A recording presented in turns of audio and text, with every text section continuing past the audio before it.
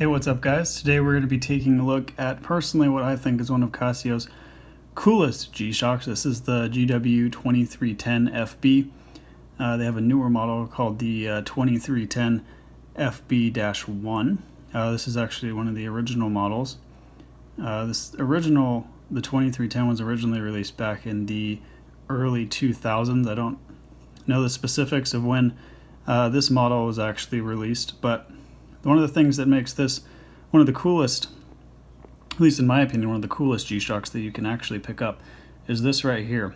Now, the original 2310, if it doesn't have that FB ending to the model number, that means that this is just right here, the LCD display is just a normal positive LCD standard G-Shock, standard Casio, standard watch display. Now, the thing that makes the FB really cool is that it's got that really cool negative display. That's really sought after. It makes the watch really cool, makes it really stealthy, real kind of got that all black look that a lot of people are after. So this has the standard, let's turn the watch around here for you. See if you can see that on the screen, maybe not. We're filming with an iPhone here, so there you go. That's the module 3195. So this is a tough solar. Obviously shock resistant, as all G-Shocks are. Tough solar atomic, so it will grab that atomic signal from Fort Collins out here in the United States. If you're in the United States, it should grab that in the middle of the night, unless of course you set it to do it manually or in another way.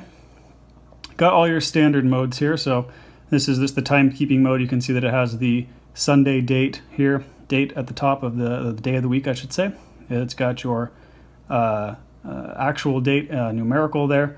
Today is the 17th of September. And then of course you've got your time as well with a running second hand. Second, you've got world time. You can set that to any of the standard times around the world that come with the majority of G-Shocks.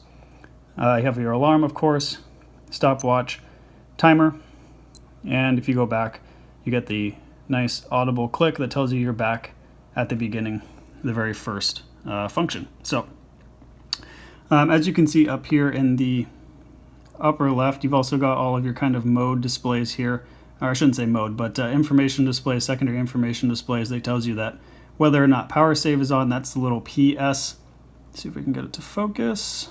That's the little PS up there on the top left hand corner. Next to that is charge. It's not currently charging, so that's not on. And then the three little sections below that says high, mid, and low.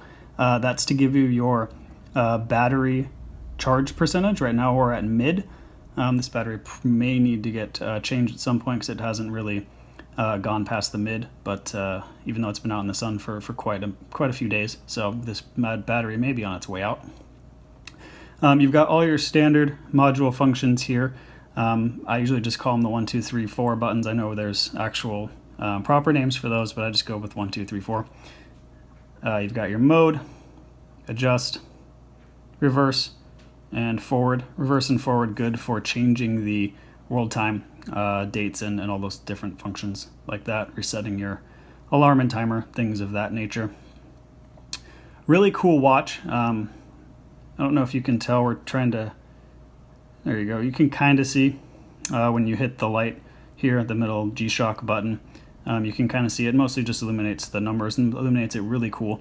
Doesn't do it too bright in the nighttime, so a lot of people like that stealthy look, or it's not going to illuminate the entire watch face and kind of light up your whole surroundings and things like that. If you look at the back, you've got your standard back plate. This, like we said, is the GW2310FB. Module 3195. Normal resin band on this. You've got the I should say no single extra clasp here. That's just a flat piece, as you can see. So there could be some traction issues for a few people there. I haven't noticed any issues with it personally. A little bit of digging, as you can see, if you use the watch hard like this one has been. You'll get a few scratches and nicks here and there in the resin. Overall, good traction on the watch. No real issues holding on to it or anything like that. Overall, a really excellent watch. The only kind of issue that I've personally had with it is that the negative display, while it is really, really cool, it is a little bit hard to see when there are any adverse lighting conditions. So it's really, well, I don't know if it's really easy to see right now for you guys, but generally speaking, in good lighting conditions, very easy to see, very easy to read. But if you look at it at an odd angle in sunshine or other lighting conditions, it can take you a second glance to look at. And before we wrap up the video, one of the coolest features I like of this 3195 module that this comes with is that it does have the automatic light option. So when you raise your wrist, the light will automatically come on. Of course, also has the power saving feature, which is really, really helpful.